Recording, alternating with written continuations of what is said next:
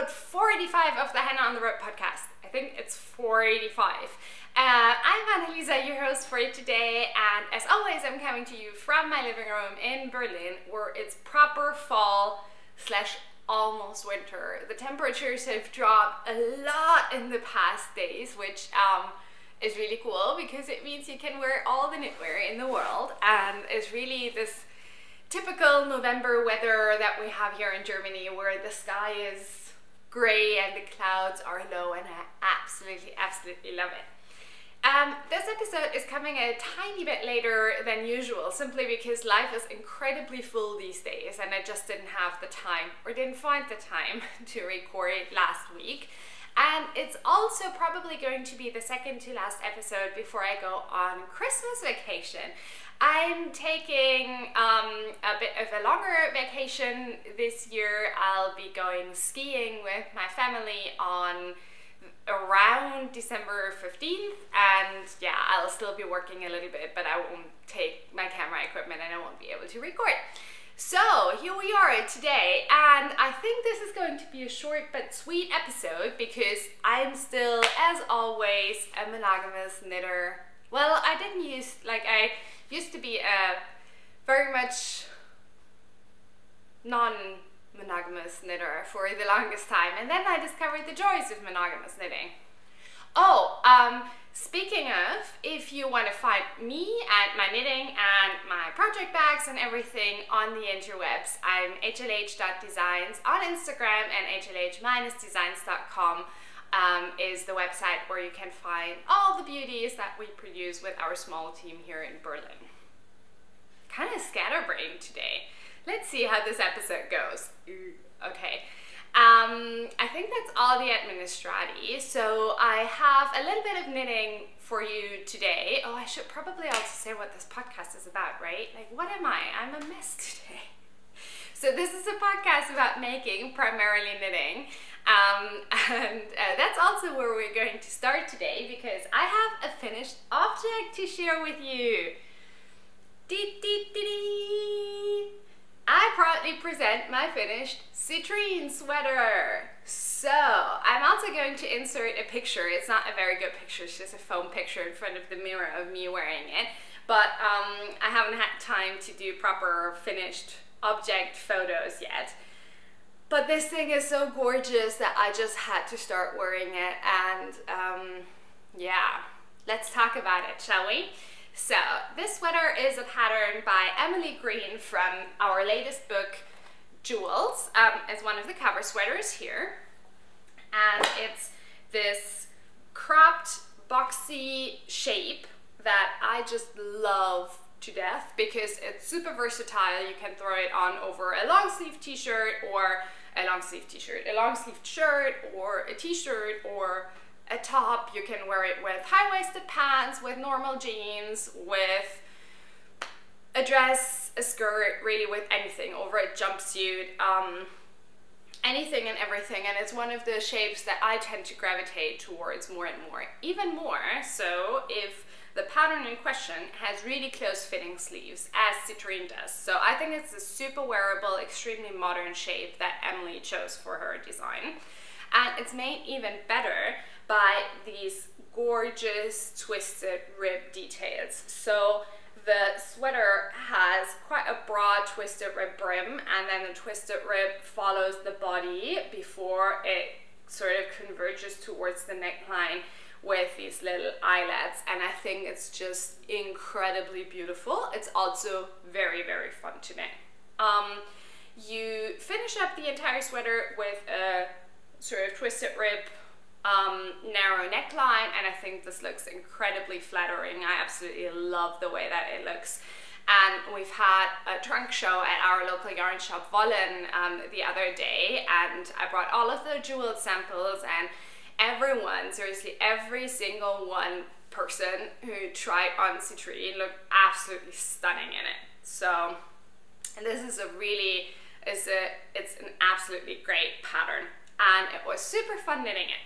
Let's talk a little bit about the knitting of this sweater. I knit it on US, oh god, I don't know what US size that is, but it was 5mm needles for the majority of the sweater, and it's knit in pieces. So you knit the front, you knit the back, and then you knit 2 sleeves, and then you do a 3 needle bind off with a visible seam here at the shoulders, which I absolutely love for its stability and also for this little detail that it creates.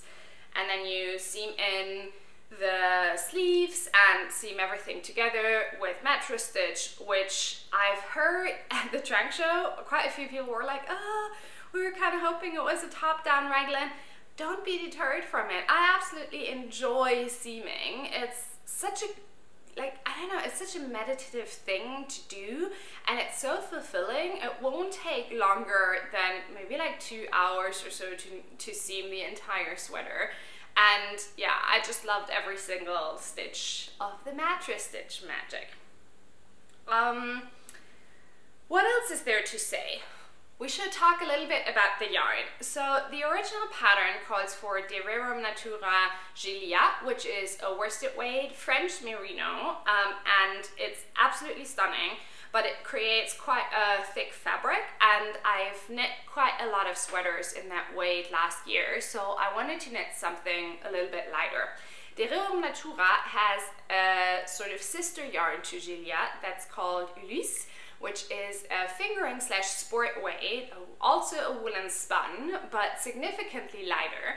And so I chose to try and create citrine using that, and it worked out absolutely beautifully.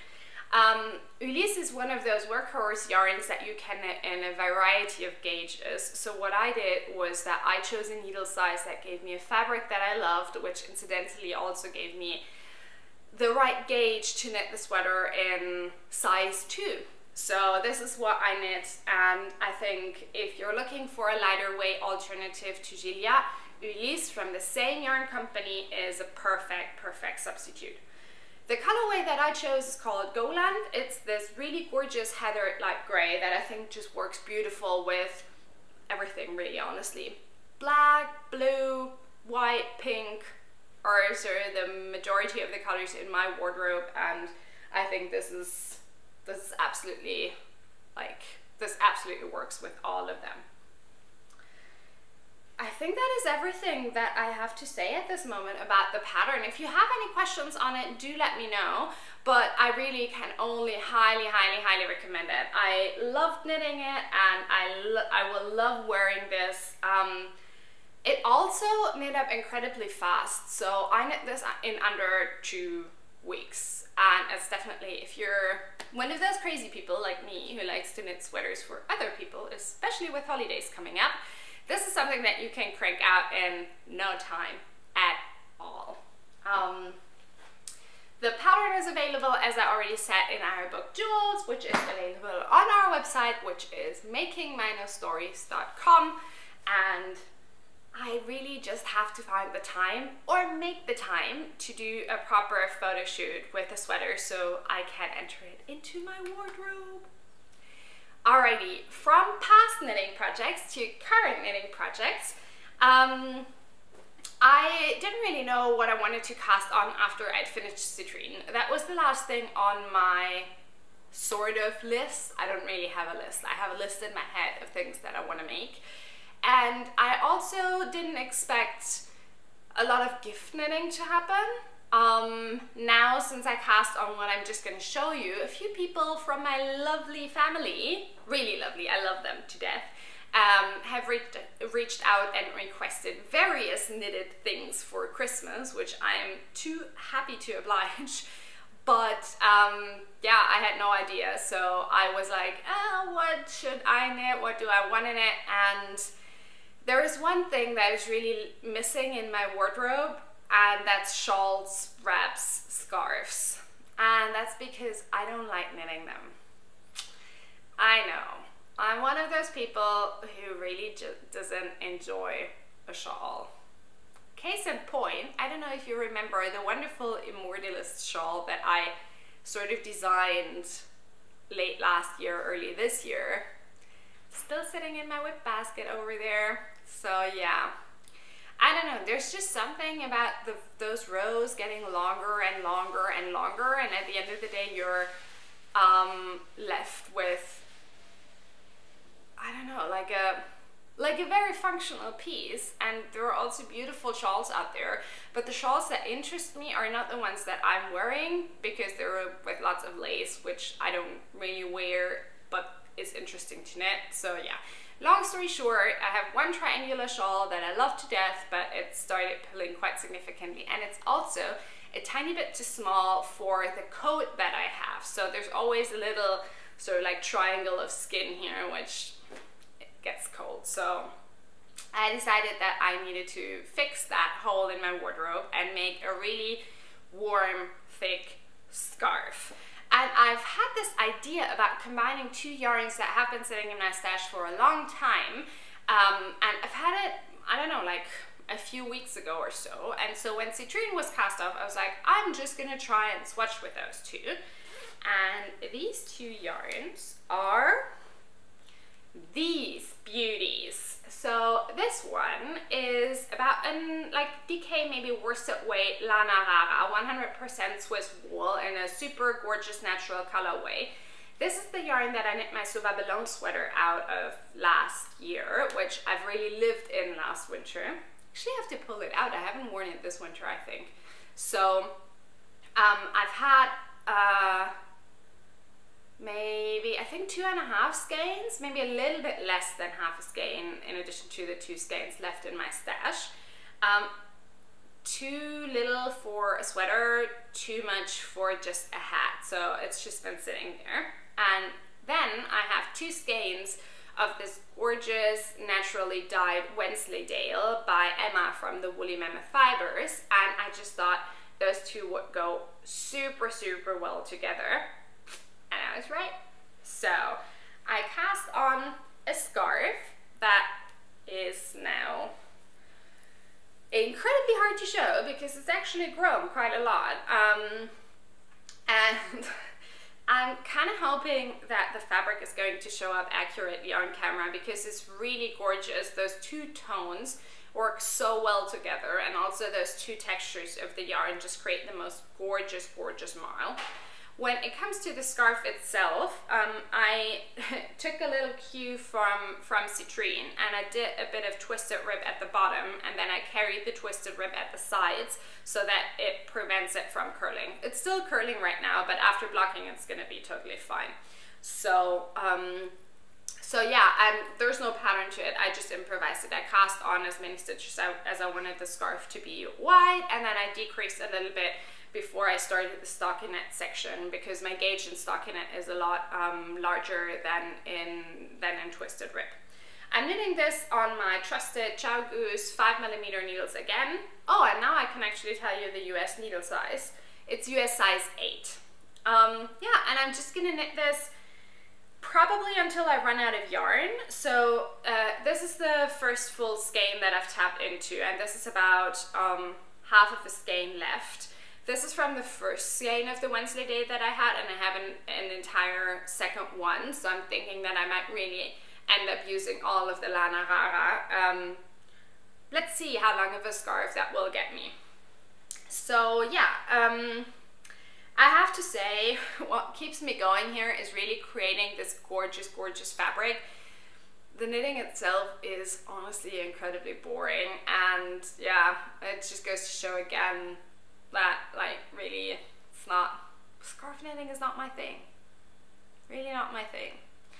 So yeah, I did get a few good recommendations for interesting shawl patterns though, and I am going to bookmark some of them.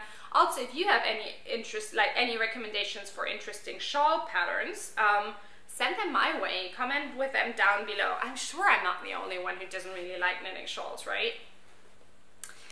Alrighty, this is everything that I have to show you today in terms of knitting, and then there are 2 other things that I quickly wanted to talk about. One is shop related and the other one is a book recommendation. I have, where do I start when it comes to the shop? We're starting with the obvious one. So there's going to be one more shop update for December for this entire year. I've restocked the shop with everything that we have on the shelves in our inventory right now. The only thing that's going to be added in the next shop update is a limited number of these beauties. So the lovely Emma, again from the Woolly Mammoth Fibre Company, dyed up some Irish linen for us, and it's come out incredibly beautiful. I don't know. I want to steal all of these bags because they're so gorgeous. And we sewed them up into these medium-sized project bags. They are going to go live this Saturday, December 1st, both in Emma's and my shop. So she's gonna have 8, I'm gonna have 8. Both of us have 3 in the sort of darker pink and 5 in the lighter pink. Obviously they're naturally dyed, so there will be variations in the fabric, and that's exactly what makes them so special. So I'm incredibly excited that we have them, and I hope you're gonna love them as much as we do. And if you do, there might be more of this stuff coming your way.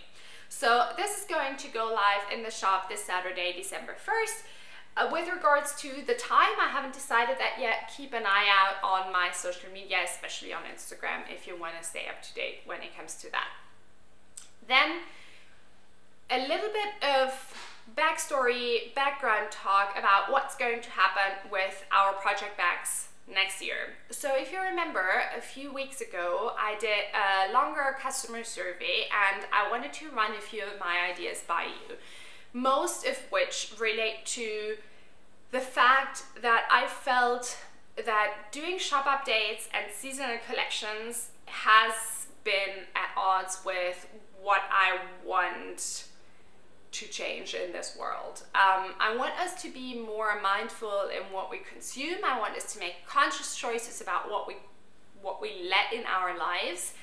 And seasonal collections have this effect that you know you need to buy within this certain time frame, because otherwise those colors are gone.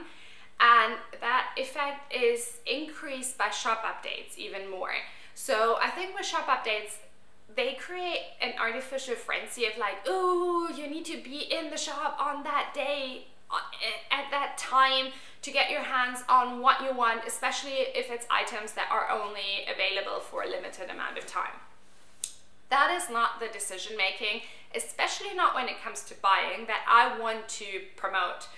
I want you guys to take your time deliberating whether you want to buy one of our project bags or not, to see if this is the best fit for you, to ponder the different color choices, maybe to save up for it if you're a bit sort of low on cash right now, and to be comfortable and confident in the purchasing decision that you made, and not pull the proverbial purchasing trigger just because you're scared that something might not be in stock anymore, and then not be happy with your purchase because it is really something that you didn't want or that you couldn't afford at that point in time.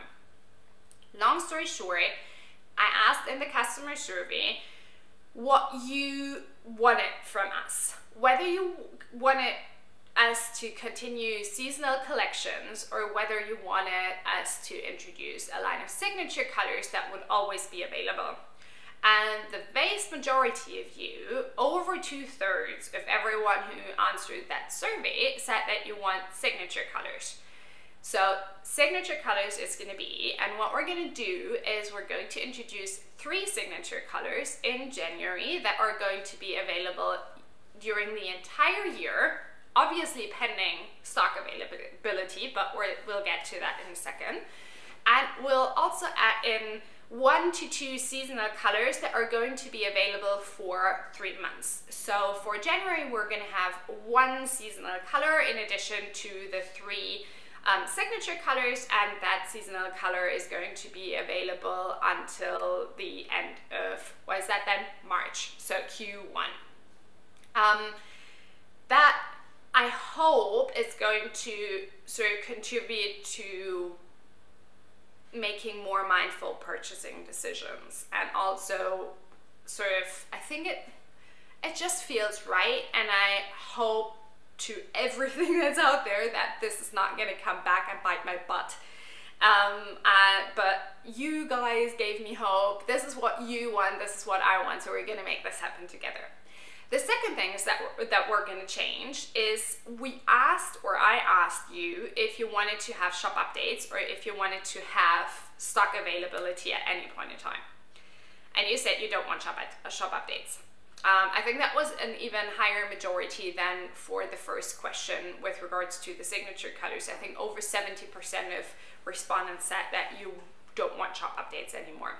So we're abandoning shop updates, which is quite scary because shop updates serve in sort of creating natural touch points when I talk about my products online. So I will have to shift my thinking about how I talk about our bags online, and that's scary, but it's also really exciting, and it's a challenge that I'm excited to take. So how is this going to work exactly? We are going to strive to have the signature colors in all sizes that we're producing in stock always.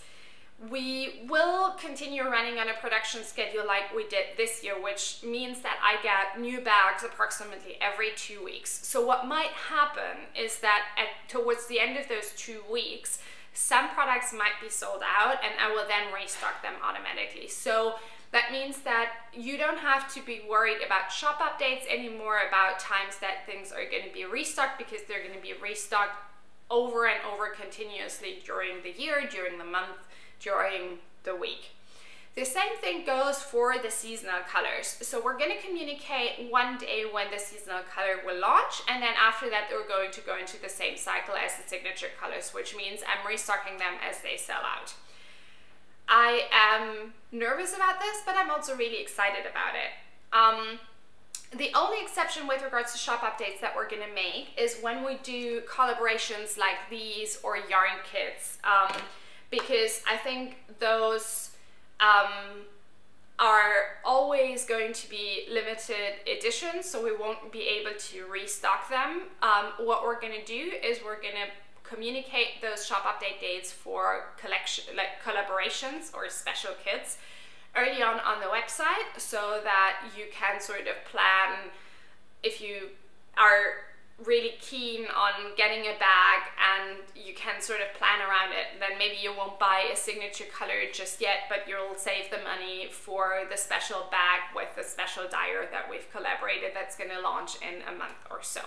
So I hope that this gives you all of the information that you need in order to make a good and conscious and mindful purchasing decision, and that is really what I want, because we don't need more product in the world. We need beautiful things that make us happy, and that's what we're trying to do, and that are ideally produced with materials that are sourced well and that are produced under good circumstances. But we really don't need more of that push that buy button frenzy, do we? I don't think so.